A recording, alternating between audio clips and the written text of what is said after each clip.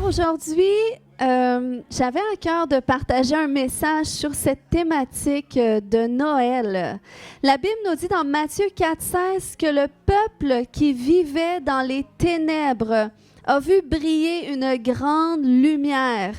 Et sur ceux qui habitaient dans le pays sur lequel planait l'ombre de la mort, une lumière s'est levée. De quelle lumière est-ce qu'on parle? De Jésus-Christ, OK?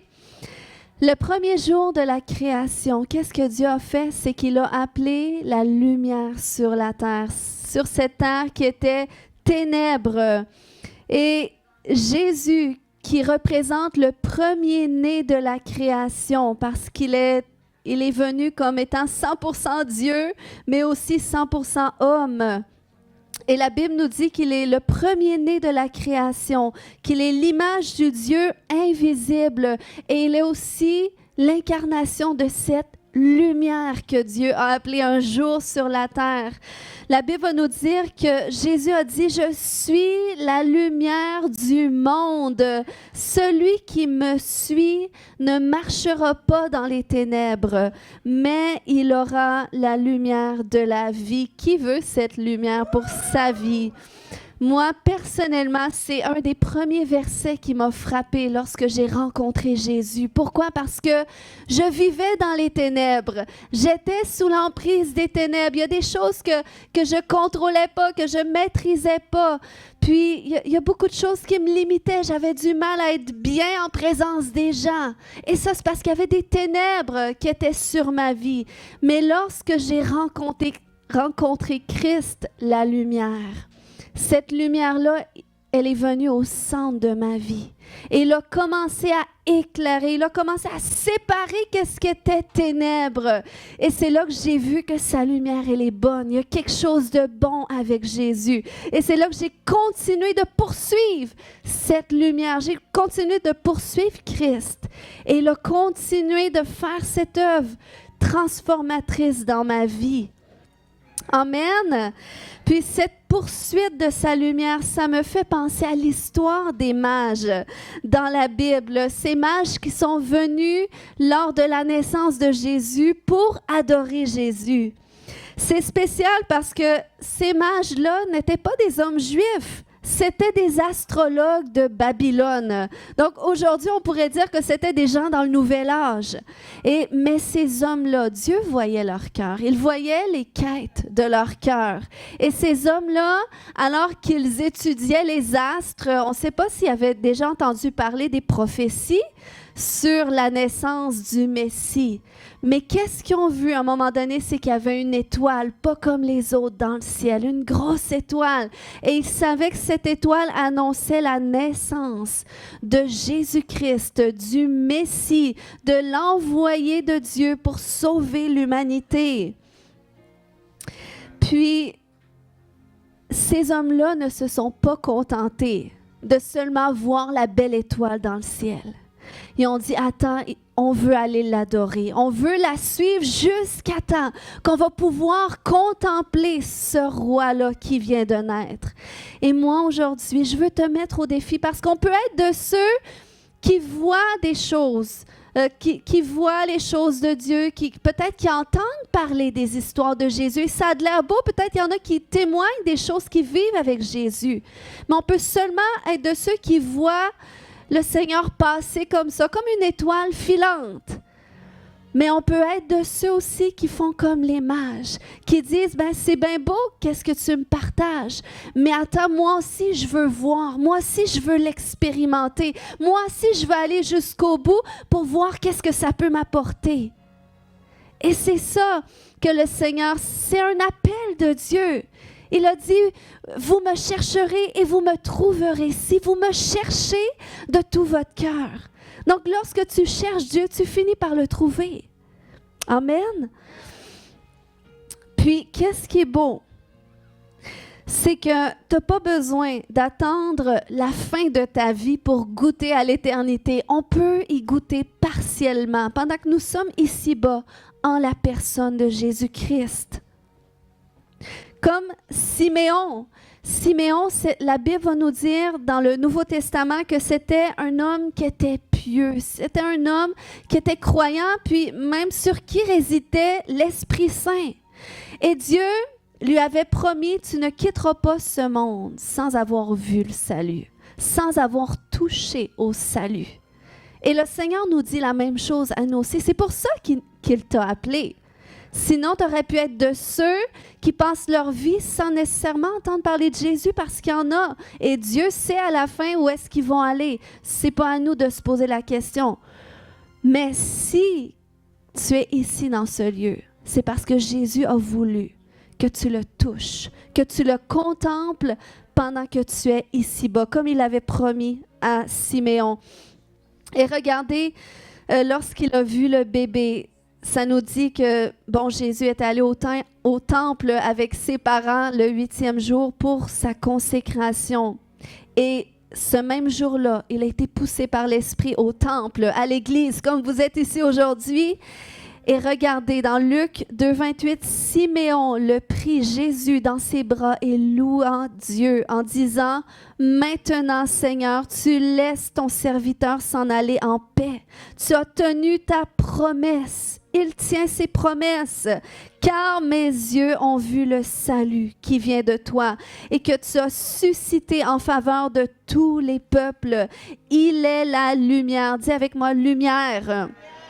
Pour éclairer les nations, il sera la gloire d'Israël, ton peuple.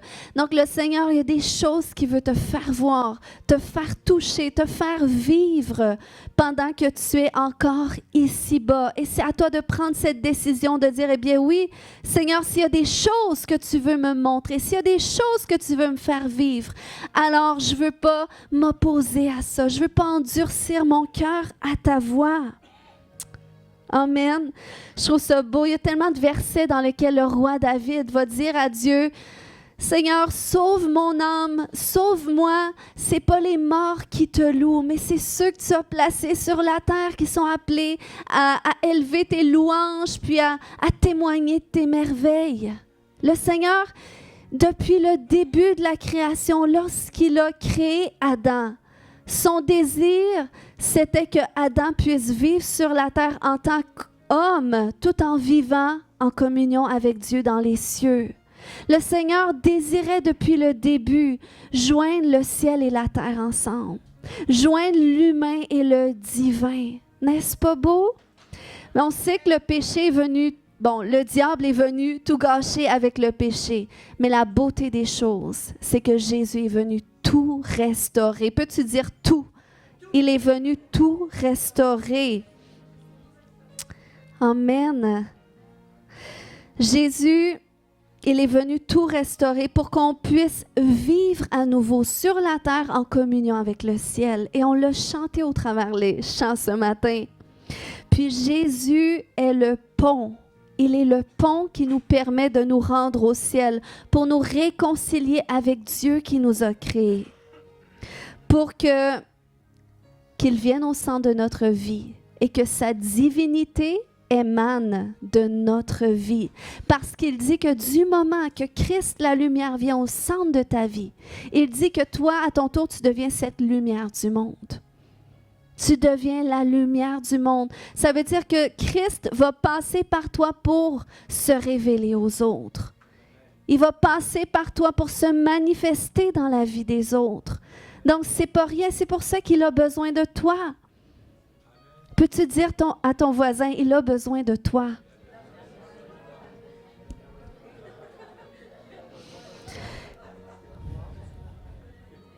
Et je termine avec ça ce matin.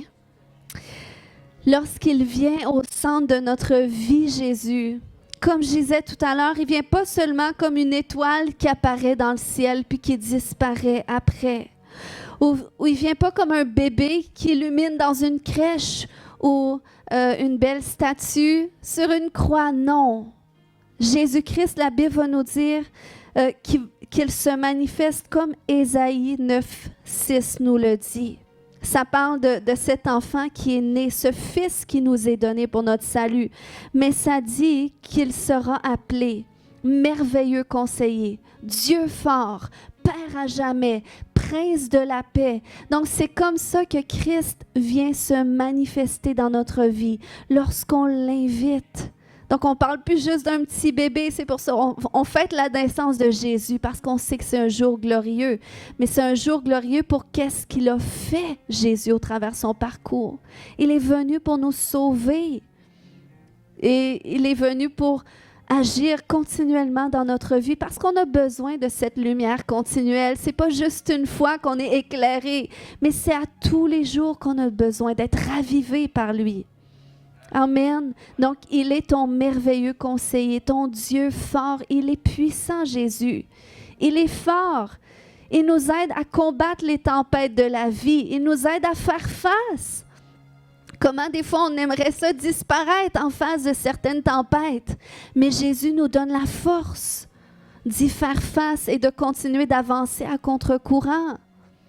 Et il nous défend lorsqu'on vit des injustices, puis on en vit dans la vie, beaucoup. Mais Jésus vient nous défendre. Il vient nous justifier. Il vient manifester sa bonté à notre égard. Il vient pour nous guérir lorsqu'on souffre. Amen.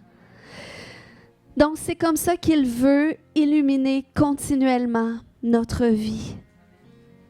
Ce qui fait qu'on peut à notre tour illuminer la vie des autres. Et les gens ont besoin de cette lumière que vous portez. Ils ont besoin, à cause de cette souffrance qui nous environne. Lorsqu'on communique la lumière de Christ, ça vient comme un baume, ça vient raviver l'espérance dans la vie des gens. Amen. Donc, je veux t'inviter aujourd'hui à répondre à son appel. Sois pas seulement un spectateur de sa gloire qui émane des cieux, mais deviens participant en recevant son salut. Et à cet instant, j'aimerais donner l'opportunité, peut-être qu'il y en a qui n'ont jamais invité Jésus au centre de leur vie pour reconnaître que c'est vrai, t'es vraiment, Dieu t'a envoyé pour sauver l'humanité, pour me sauver moi aussi. Moi, longtemps, je pensais que j'étais mon Dieu. Mais je peux vous dire que je n'étais pas un Dieu qui a pu sauver de grand-chose. Non, non, non. Je pensais que j'étais mon Dieu, mais je n'avais pas beaucoup de puissance en face des choses où est-ce que j'étais impuissante. Parce qu'en tant qu'être humain, on est faible, on est vulnérable en tant qu'être humain. Donc, c'est pour ça qu'on a tous besoin d'un sauveur. Ce n'est pas juste pour les faibles. Amen. Fait que si ce matin, cet appel te parle, est-ce qu'on peut se lever debout tout le monde ensemble? On va prier quelques instants et après ça, on va pouvoir aller communier, célébrer tout le monde ensemble. Mais juste avant, je veux te donner cette opportunité de faire cette rencontre avec Jésus, avec la lumière du monde qui existe, qui est réelle. Est-ce qu'il y a des gens qui n'ont jamais donné leur vie à Jésus, qui n'ont jamais invité Jésus au centre de leur vie pour lui dire, écoute, prends ma vie. Je veux que tu te révèles à moi comme sauveur. Je veux vivre ton salut sur la terre. Je ne veux pas attendre d'aller de l'autre côté, mais je veux vivre le maximum que je peux vivre ici. Si ma vie peut être meilleure, pourquoi est-ce que je le refuserais? S'il y a des gens qui n'ont jamais fait cette prière, puis qui diraient, ben moi j'aimerais ça ce matin. Tu peux lever la main là où est-ce que tu es, puis on va prier. Tout le monde, vous pouvez fermer les yeux, comme ça tout le monde se sent à l'aise. Parce que ça prend du courage de dire, ben moi, je veux faire ce pas-là. Si ce matin tu dis, je veux faire ce pas-là, lève la main, puis on va prier ensemble. Discrètement, on va prier tout le monde en même temps, comme ça chaque personne peut se sentir à l'aise. Mais ce matin, endurcis pas ton cœur à cet appel. Je te dis, c'est quelque chose qui change la vie. C'est un pas qui change la vie, qui exprime cette disposition de dire, écoute, je suis prêt à vivre autre chose qui peut m'apporter quelque chose de mieux. Si ce matin tu dis, ben moi j'aimerais ça faire ce pas, j'aimerais donner ma vie à Jésus, tu peux lever ta main. Alléluia, merci Jésus. Merci Jésus. C'est par la foi qu'on répond à son appel. On peut la faire tout le monde ensemble, comme ça même ceux qui réécoutent à l'écran. On peut dire, Seigneur Jésus, je reconnais que tu es la lumière du monde. Tu es le sauveur que Dieu a envoyé pour l'humanité et pour moi-même. Je me reconnais comme pécheur. J'ai besoin d'un sauveur. Viens maintenant au centre de ma vie. Je veux te la donner. Je veux te la confier. Et je veux que tu me guides sur le chemin de l'éternité. Amen. Alléluia. Merci Jésus. Je vais prier ce matin que cette lumière qu'il est brille au centre de votre vie, comme jamais auparavant, qu'elle vous éclaire, qu'elle éclaire vos sentiers. Parce que cette lumière, elle est pleine de grâce et de vérité, comme la Bible nous dit. Et il y a une grâce spéciale que Dieu veut vous donner et qu'il veut communiquer au travers de vous aussi. Donc, Seigneur, ce matin, fais briller ta lumière dans chacun de tes enfants. Que ta lumière soit sur eux et qu'elle sépare tout ce qui est ténèbres, Seigneur Dieu. Qu'elle sépare tout ce qui cherche à les nuire, Seigneur Dieu. Tout ce qui cherche à amener la souffrance ou le désespoir, Seigneur Dieu. Que ça se sépare maintenant de tes enfants, Seigneur. Que ta lumière soit pleinement et que ta lumière brille dans leur vie, Seigneur Dieu. Et que ta lumière apporte, Seigneur, la joie, l'espérance dont ils ont besoin, Seigneur Dieu. Et que cette lumière fasse d'eux un témoin pour les autres. Alléluia. Si tu es ici aujourd'hui, c'est que quelqu'un a besoin de ton témoignage. C'est que quelqu'un a besoin d'entendre qu'est-ce que tu as entendu aujourd'hui. Alors, je déclare dans le nom de Jésus que le Saint-Esprit vient toucher ton cœur et va faire de toi un témoin efficace dans ces temps, dans le nom de Jésus. Alléluia, Seigneur, je te remercie. Merci Jésus pour l'œuvre que tu fais dans chaque personne. Alléluia. Oh Jésus. Les autres noms disparaissent. Oui Jésus, ton nom est au-dessus de tout. Ton nom règne Jésus. Ton nom est glorieux. Ton nom est majestueux. Ton nom est tout puissant. Alléluia, il va se manifester comme Dieu fort dans ta vie, comme merveilleux conseiller dans ta vie. Il va se manifester comme ton justicier. Alléluia. Kaya Shoto, merci Jésus. Alléluia. Alléluia, merci Jésus. Alléluia. Alléluia. Ce matin, je veux prier pour vous aussi.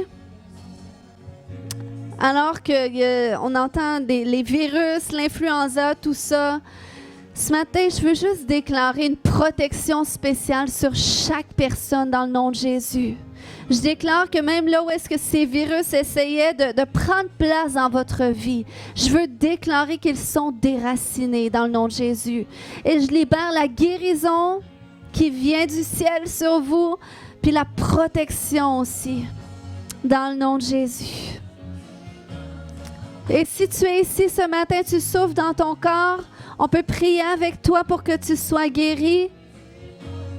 Alléluia, je sentais dans la louange tout à l'heure que quelqu'un a de la douleur à sa cheville droite. Est-ce que quelqu'un a de la douleur à sa cheville droite?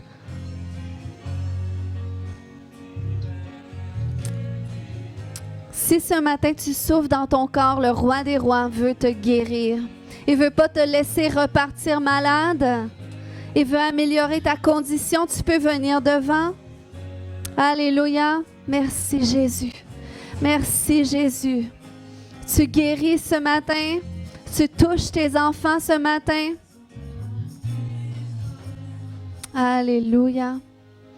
Si c'est quelqu'un qui nous écoute, qui a une douleur à la cheville droite, dans le nom de Jésus, sois visité maintenant par le Roi des rois, par le Seigneur des seigneurs.